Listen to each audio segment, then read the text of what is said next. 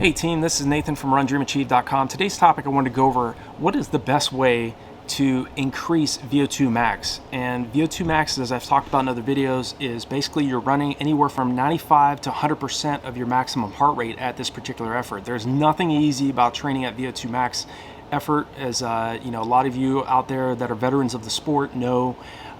Doing speed training where you're running to basically exhaustion and you're giving yourself, you know, sometimes where you need that additional time to recover. You all know how hard it is to get in great anaerobic shape, but improving VO2 max is about consistent hard effort. Not only putting in the aerobic base mileage, doing long runs, doing longer tempo runs, training at your anaerobic threshold, but the best way to increase VO2 max is just consistent effort, training at that particular effort. And also know, like I've talked about in other videos, it's so critical not to be in a rush as you prepare for your races. It takes anywhere from 21 days to 4 weeks for your body to adapt to any stress load you're placing on the body. So if you're starting off your training buildup doing, say, mile repeats at like 630 per rep, and you're doing 4 to 6 reps on the track, it's going to take time for you to get to a point where that feels more like a tempo run effort rather than an all-out sprint. It's going to feel like an all-out sprint because you're just not in great anaerobic shape in the early stages. So know also that VO2 max is not necessarily an indicator, a guaranteed indicator of the fact that you're going to be able to run fast times, and because there's a lot of athletes around the world that have low VO2 max scores that run faster than athletes that have higher VO2 max scores. It's just one of many other variables that go into athletic endurance success. You know, some of the best middle to long distance runners around the world have had lower VO2 max scores. But in order to improve on it, and you know, because there's only so much effort, only so much physiological adaptation that really can occur in a 12 to 16 to 20 week buildup. VO2 max, it's absolutely critical that you're teaching your body to improve its lactate tolerance, and that is key. When you're running at very, very hard efforts, like at VO2 max effort, you're recruiting more fast twitch muscle fibers. Now, most of us who are middle to long distance runners probably have a much higher percentage of fast twitch muscle fibers versus slow twitch muscle fibers. And you're not going to recruit fast twitch muscle fibers by running easy. So, and as well as you're not going to improve your VO2 max by running easy. You're going to improve your VO2 max by, again, consistent effort over a long period of time, doing one VO2 max workout per week, sometimes depending on the level of the athlete, 2 VO2 max workouts per week. And, you know, there's, like I said, a lot of the world's top distance runners, middle distance runners do a couple very, very hard anaerobic workouts per week. And then there's other athletes that do 1 VO2 max workout per week. So keep those things in mind. In terms of improving, though, is spending longer periods of time training at the anaerobic threshold. You know, it's a point where your body starts to build up lactic acid.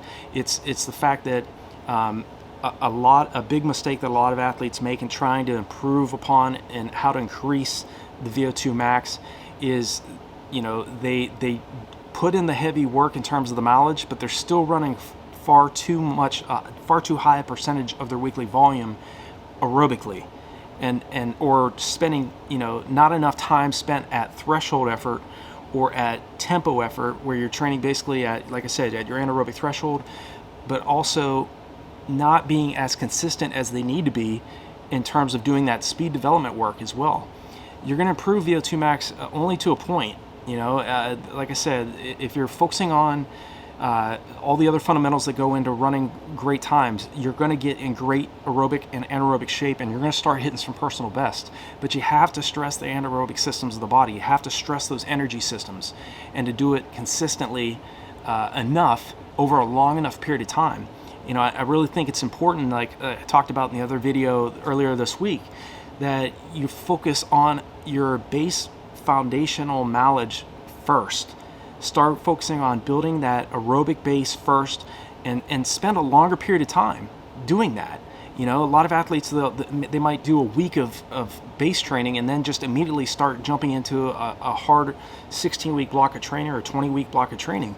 You know, for me personally, I need about, like I said, around anywhere from 6 to 8 weeks of easy, relaxed base mileage where I get back into shape, I start losing that, you know, the weight that I gained during the time off, and I start building that confidence, and my times start dropping in terms of my easy, relaxed pace and my threshold running efforts, and then I start running faster efforts. So you have to have a plan in place in terms of improving your VO2 max as well.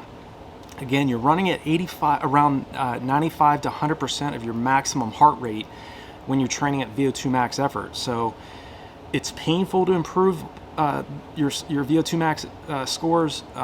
There are, like I said, now that I'm coaching online as well, you can utilize the software that I use. If you're interested in being coached by me, we go basically off of your current fitness level, and the VDOT score, based around the philosophy of Dr. Jack Daniels, will basically calculate what type of pace you need to be hitting based on your current race fitness. And as you get fitter, your VDOT scores will improve as well, and then your adjusted easy pace, your adjusted tempo pace, your adjusted marathon pace and threshold effort pace will be calculated in the training plans, the customized training plans that I have on RunDreamAchieve.com.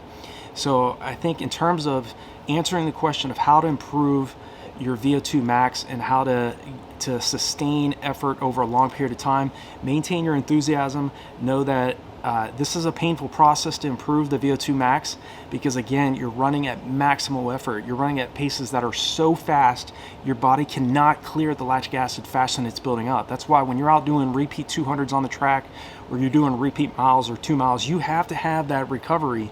You have to have that time in between those hard intervals to recover a few seconds, you know, or a few minutes based on, you know, the duration of your interval. You need that time to recover back and start your next interval once you're back close to around 120 beats per minute.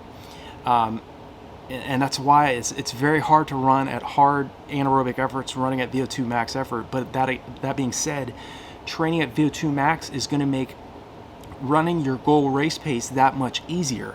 That's why I always preach, you have to run a higher percentage of your weekly volume running at or below goal race pace. And you also have to spend sufficient time running easy as well. Running easy is critical because the benefits of your hard work that you do today are going to be seen several weeks from now. So it's very easy to get discouraged, you know, when you first start a training block, or maybe when you're out of shape and you're over a few pounds over your race weight. It's very easy to get discouraged when you're dealing with that.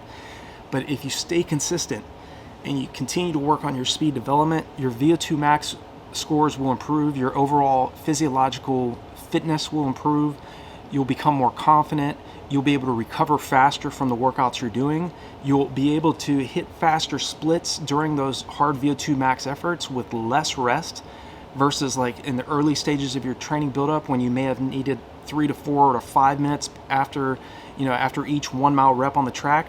You'll maybe need 60 seconds to 2 minutes rest when you're very in great anaerobic shape, and even less rest in between. So you're going to be running faster splits with less rest, versus when you first started, you know, training and you weren't as anaerobically fit, when you needed more rest and your times per rep were slower, much slower. So it's a process. Improving VO2 max is, again, working on the fundamentals, doing 4 to 6 100 meter strides 2 to 3 times per week during your easy runs. Again, I always preach strides because they're too short of acceleration drills that are they're not going to build up any significant lactic acid buildup. So you can still do strides on top of doing all of your other workouts during the week. The easy runs, your tempo efforts, your hill repetitions, your faster, very paced long runs, your easy, relaxed long runs. You can still do those strides and still focusing on your form, staying as relaxed as you can, and that will help over time help you improve your VO2 max as well, because again, you're recruiting more fast twitch muscle fibers doing those speed training workouts. You're focusing on acceleration during the strides, and over a long period of time, you're literally spending miles and kilometers, several miles, several kilometers at all out, pretty much all out effort when you combine all of those strides over a long period of time. This is something that a lot of middle to long distance runners don't really pay attention to.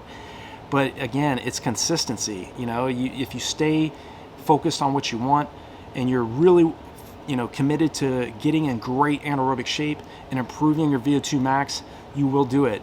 So I hope this video is helpful for you in terms of just thinking about some of the concepts that you really need to be thinking about in order to become a faster middle to long distance runner.